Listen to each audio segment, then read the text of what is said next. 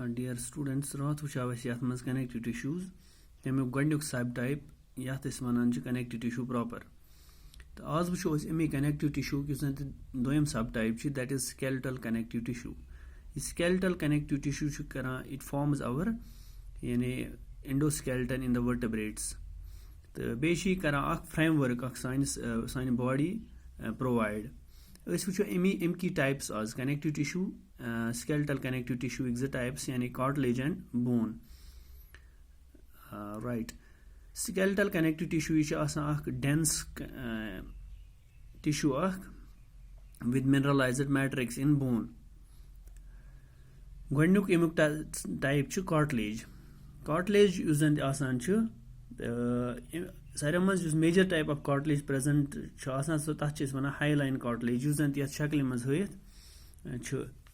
अमुक मैट्रिक्स ग्लाइकोप्रोटीनियस तो सेक्रेट तथ कर सेक्रेट यानी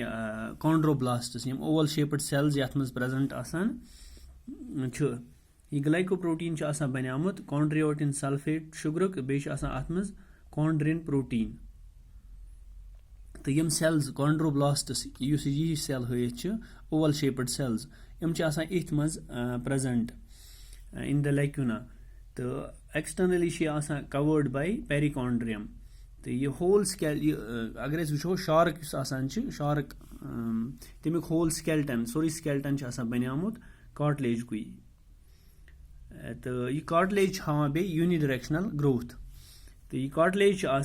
हाईलाइन कार्टिलेज यह most abundant type of cartilage तो यह वुचन in the ends of limbs limb bones sternum pinna of ear या नेसल सेप्टम नस्ती अंदिस सेप्टमस मज या लायरेंक्स या ट्रैकिया एंड ब्रोंकाई तो अमिच फंक्शन क्या कार्टिलेज यह कर प्रोवाइड अस मैकेनिकल सपोर्ट बे फ्लेक्सिबिलिटी तो यह कर एक्ट एज शॉक एब्जॉर्बर ते यानी यह गो कार्टिलेज दोयम type of skeletal connective tissue that is bone या अत वन बे ऑस्सियस टिश्यू ते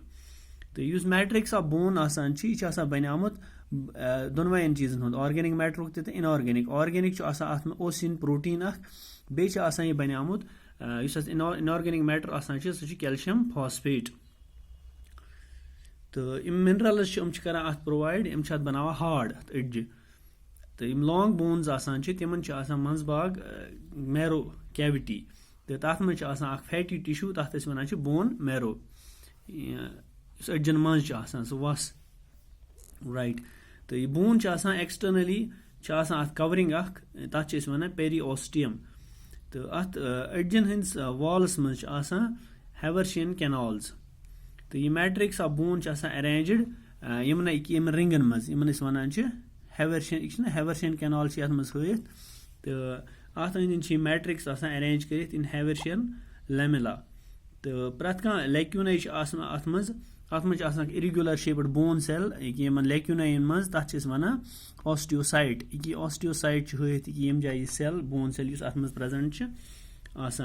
तो growth of bone bidirectional दोनों साइडो तो अमन अड्जन हज फंक्शन क्या गोडनेथ बोन्स प्रोवाइड करान सपोर्टिंग फ्रेमवर्क सानिस बॉडी बे शेप दिवान बेम करान attachment surface for the attachment of muscles यानी मसल्स तम अथ सत अटैचड तो बेम बोन्स करान provide they protect vital organs यानी सन vital organs like heart lungs या ब्रेन यमन दिवान प्रोटेक्शन बचावान बेम करान act as store house of calcium and phosphorus बे अगर वो यानी बोनी फिश मेमलो मज तिहुंद जन सोरे एंडोस्केलेटन बनियामुत यमन बोनन हुंद तो यथ मज हथ स्लाइडस मज the difference between cartilage and bone गोडनेथ हेको वनिथ कि यह मैट्रिक्स कार्टिलेज मज बनियामुत सिर्फ ऑर्गेनिक मैट्रिक ये वन कमुक प्रोटीन कॉन्ड्रिन प्रोटीन अलबत्ता बोन्स तिमन मज तथ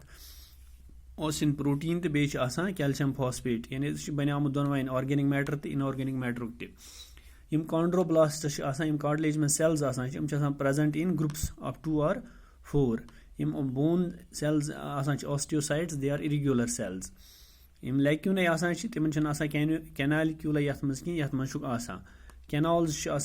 چھِنہٕ آسان یَتھ منٛز کاٹلیج منٛز کینٛہہ البتہ یِمن منٛز بونن منٛز چھِ آسان أڈجن منٛز چھِ آسان Haversian canals and Volkmann's canals.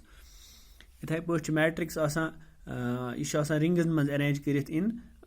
أڈجن منٛز تہٕ کاٹلیج منٛز چھُنہٕ یہِ آسان رِنگن منٛز ایرینج کٔرِتھ کِہینۍ تہِ. یُس یِم کیوِٹی آسان چھِ انٹرنلی کاٹلیجس منٛز سُہ چھِ آسان سالِڈ البتہ یِمن منٛز چھِ آسان میرو کیوِٹی بونن منٛز. growth of cartilage is unidirectional and that of bones is bidirectional. تہٕ یِم ٲسۍ یَتھ منٛز کینٛہہ differences between cartilage and bones. تہٕ اَمہِ پَتہٕ وٕچھو أسۍ ویسکیوٗلر یعنی third type of connective tissue that is vascular tissue. تَتھ منٛز چھِ اَسہِ یِوان بٕلڈ اینڈ لِمف. سُہ وٕچھو أسۍ نیکسٹ کلاسس منٛز.